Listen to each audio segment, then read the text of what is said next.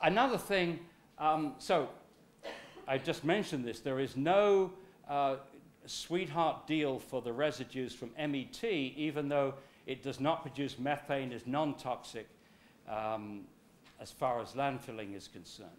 And 5, electricity from incineration receives a higher tariff payment than other waste-generating, energy-generating, apparently. I've only been told that. You can tell me. The other thing which is not good is apparently the methane produced by anaerobic digestion cannot be put into the national gas grid. And I don't understand why that is the case. But you've got a new government here. You've got 2 young men who probably never, well, one of them expects to be Prime Minister, the other one didn't expect to be Deputy Prime Minister. They're young, they're coming in at a very, very difficult time, but I think we should expect more creativity from them on this, and hopefully that you, as taxpayers and as voters, can persuade them to get rid of the PFI for sure, get rid of that PFI, and most of these incinerator proposals would disappear overnight, and get rid of that ridiculous subsidy for bottom ash. Now, sometimes when you're proposing these alternatives, it can get a bit mind-boggling. I try to keep it as simple as possible with 10 steps.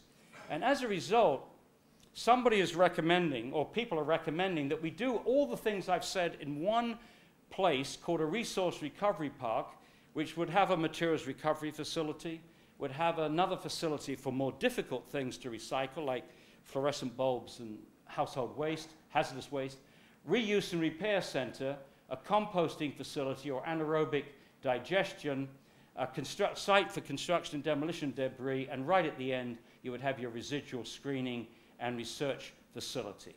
Now, if you've got a really good county, as you probably do in Yorkshire, you've probably got the staff that can cobble this together and do it for yourselves.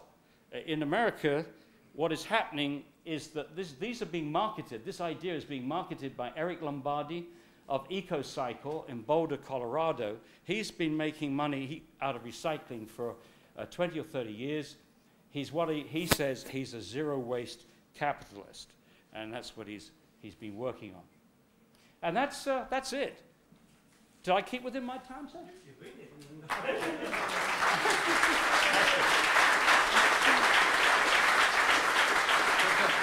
Congratulations.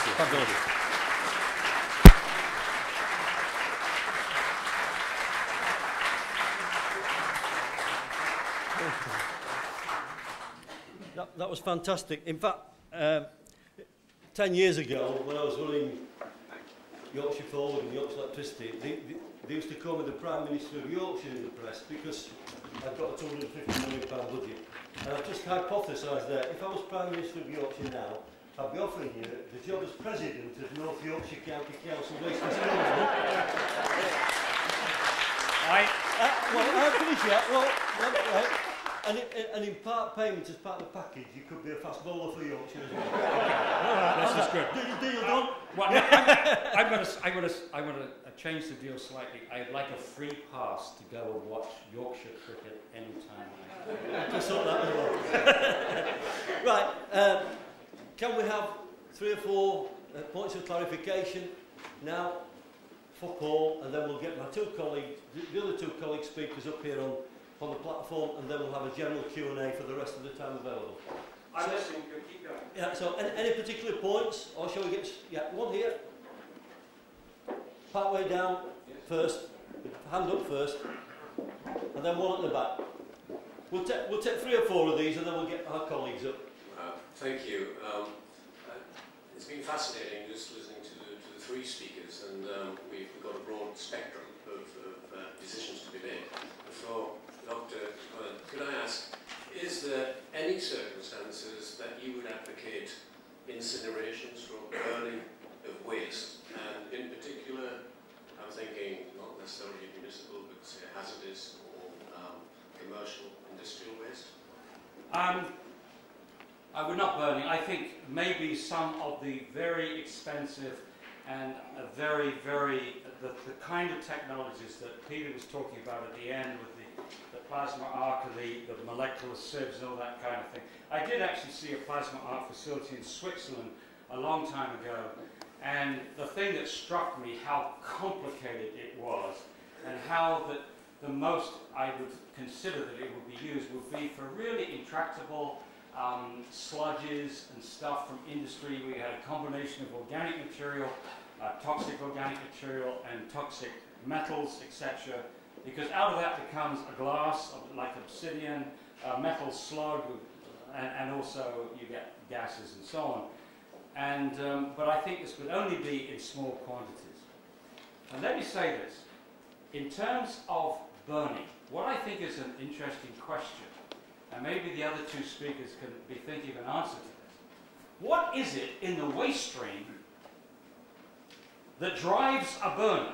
In other words, what material is it in the domestic waste stream that you can burn that you can't reuse, recycle, or compost?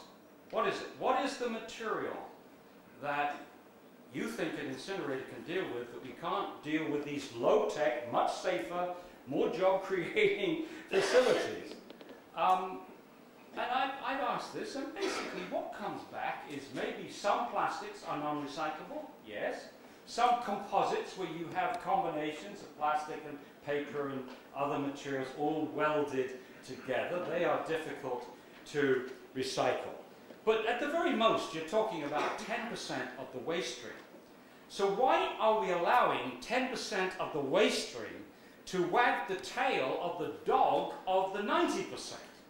You know, why are you, for example, to my mind, it's preposterous. Even if you were thinking about an incinerator, you wouldn't even start to talk about which company, what have you, until you've at least maximized, until you've convinced yourself you've got 70, 75%, in 80% in Yorkshire, and then you can look at the residue and see if the capital investment is justified. So, what is it then that drives this monster? And the answer is the attraction of mass burn incineration is to avoid separation. And you heard it from the first speaker. One container. We don't have to bother the people. We don't have to change the waste hole as much. They, instead of taking it to a hole in the ground, they take it to a hole in the machine, and we don't have to change industry. They can keep making their throwaway crap, and we will deal with it. So basically, it's the notion, the mass burn is the attraction of not organizing, not educating, not improving industrial design. And I, for one, I don't want to avoid organizing, educating people. We need this for sustainability. It's not just getting the best waste program and the most cost-effective waste program and getting the program which gives us the best deal for our money. Don't forget, the money that you put into incineration is going to leave this community. It's got to maybe probably leave the country. It's Spanish companies, French companies, Belgian companies, German companies that are proposing, the American companies that are proposing these facilities. Whereas all the money that you put into the alternative stays in the community. It works twice for you. It solves your waste problem and it creates jobs and small businesses. And so, to me, okay, if I'm right, that the real driver for mass burn incinerator is the desire not to bother the people, to separate, leave the people alone, let them get on with their over-consuming lives, don't bother them, don't worry them. If I'm right, then now you see the contradiction. Because now the mass burn incineration industry is saying, we agree with Dr. Connett. We agree with recycling. We agree with reuse. We agree with composting and anaerobic. We agree with all these things. We're only interested in the residuals. But once they've agreed with us that source separation is the key and to do all these other things, then their whole reason has disappeared. And I say, that's why I say, if you maximize what we can achieve with known technologies, then when you look at what's left over, the economy of scale says you would never, ever spend this kind of money on that last 20 or 25%. I'll do it.